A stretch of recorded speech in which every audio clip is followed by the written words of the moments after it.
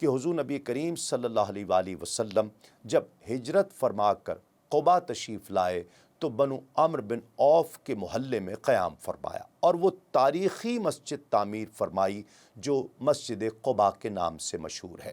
ناظرین کرام، جب یہ مسجد تعمیر ہو چکی تو ان لوگوں نے بارگاہ رسالت میں عرض کی کہ حضور تشریف لائیں اور ہماری مسجد کا افتتاح فرمائیں۔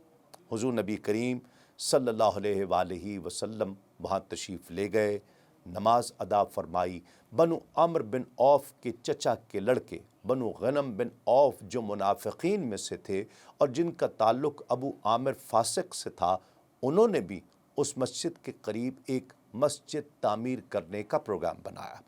ابو عامر فاسق آخر دم تک کفار کے لشکر میں شامل ہو کر اسلام کے خلاف مارکا آرا ہوتا رہا، یہاں تک کہ حوازن کی جنگ میں کفار کی شکست نے اسے ہمیشہ کے لیے پھر مایوس کر دیا تھا۔ اس نے اپنے حواریوں بنو غنم بن عوف کو یہ پیغام بھیجا کہ میں یہاں سے سیدھا قیصر روم کے پاس جا رہا ہوں، وہ مستقبل قریب میں اپنے لشکر جرار کے ساتھ مسلمانوں پر حملہ کرے گا اور مدینے کی بستی کو تہس نہس کر کے رکھ دے گا معاذ اللہ۔ اسی دوران میں اپنی کوششوں کو جاری رکھوں، اپنی الگ ایک مسجد بناؤں جہاں تم آزادی کے ساتھ اپنے منصوبوں پر مشاورت کر سکو، جہاں تک ممکن ہو تم اسلحے اور قوت تیار کرو۔ جب وہ مسجد تیار کر چکے تو بارگاہ رسالت میں آپ صلی اللہ علیہ وآلہ وسلم میں حاضر ہوئے اور عرض کی، یا رسول اللہ، ہم نے بھی ایک مسجد بنائی ہے تاکہ بیمار اور معذور لوگ اور موسم برسات اور موسم سرما کی تاریک راتوں میں جو لوگ مسجد نبوی میں حاضر نہیں ہو پاتے وہ یہاں باجماعت نماز ادا کر لیا کریں۔ ہماری دلی تمنا ہے کہ حضور تشریف لائیں، ہمیں نماز پڑھائیں اور ہمارے لیے برکت کی دعا فرمائیں۔ ناظرین کرام، جیسا کہ آپ جانتے ہیں کہ یہ ساری باتیں مکر و فریب پر مبنی تھیں۔ حضور نبی کریم صلی اللہ علیہ وآلہ وسلم کو دعوت دینے کا مقصد حقیقتاً یہ تھا کہ جب سرکار دو عالم صلی اللہ علیہ وآلہ وسلم ان کی مسجد میں تشریف لائیں اور نماز ادا کریں گے تو سادہ لو مسلمان کثرت سے ان کی مسجد کی طرف رجوع کریں گے اور ان کے لیے ان سادہ لو لوگوں کو اپنے دام فریب میں پھنسا لینا آسان ہو جائے گا۔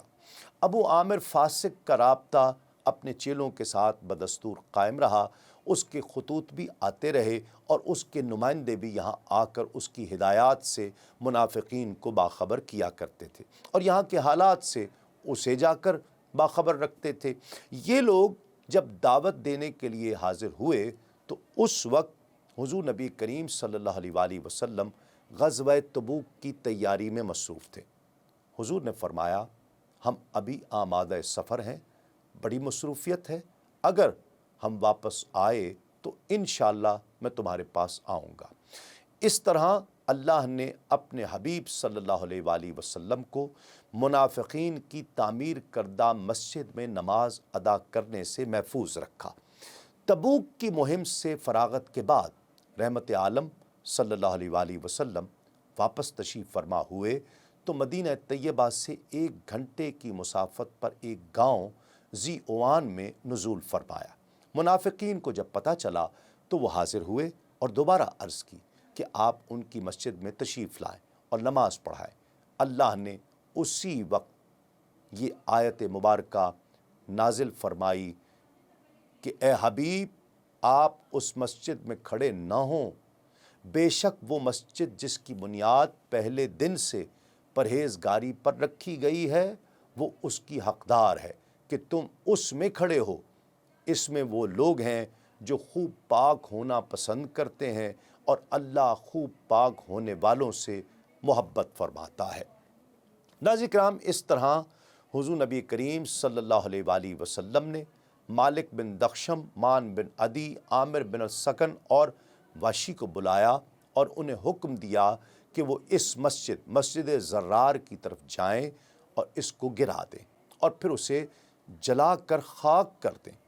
اپنے آقا کے حکم کی تعمیل کے لیے یہ چاروں حضرات بڑی تیزی سے روانہ ہوئے۔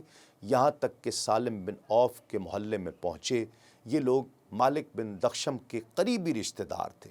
مالک نے اپنے ساتھیوں کو کہا کہ میرا انتظار کرو، میں ابھی اپنے گھر سے آگ کی مشعل روشن کر کے لاتا ہوں۔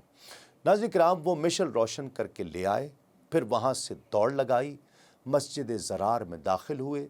پہلے اسے نظر آتش کیا، پھر اس کو گرا کر پیوند زمین کر دیا۔ اس کے بنانے والے سب تتر بتر ہو گئے۔ نبی کریم صلی اللہ علیہ وآلہ وسلم نے حکم دیا کہ اس جگہ پر کوڑا کرکٹ، مردار جانور اور بدبودار چیزیں پھینکی جائیں۔ حضرت عمر رضی اللہ تعالی عنہ اپنے دور خلافت میں ہر اس شخص کو جس نے مسجد زرار کی تعمیر یا آبادی میں تھوڑا یا زیادہ حصہ لیا، اچھی نظروں سے دیکھا نہیں کرتے تھے۔ آپ نے ایک شخص سے پوچھا کہ تم نے اس مسجد کے بنانے میں کیا حصہ لیا تھا؟ اس نے کہا میں نے ایک ستون دیا تھا۔ حضرت فاروق اعظم نے فرمایا تمہیں خوشخبری ہو کہ جب تم آتش دوزخ میں پھینکے جاؤ گے تو یہ ستون تمہاری گردن میں لٹکا دیا جائے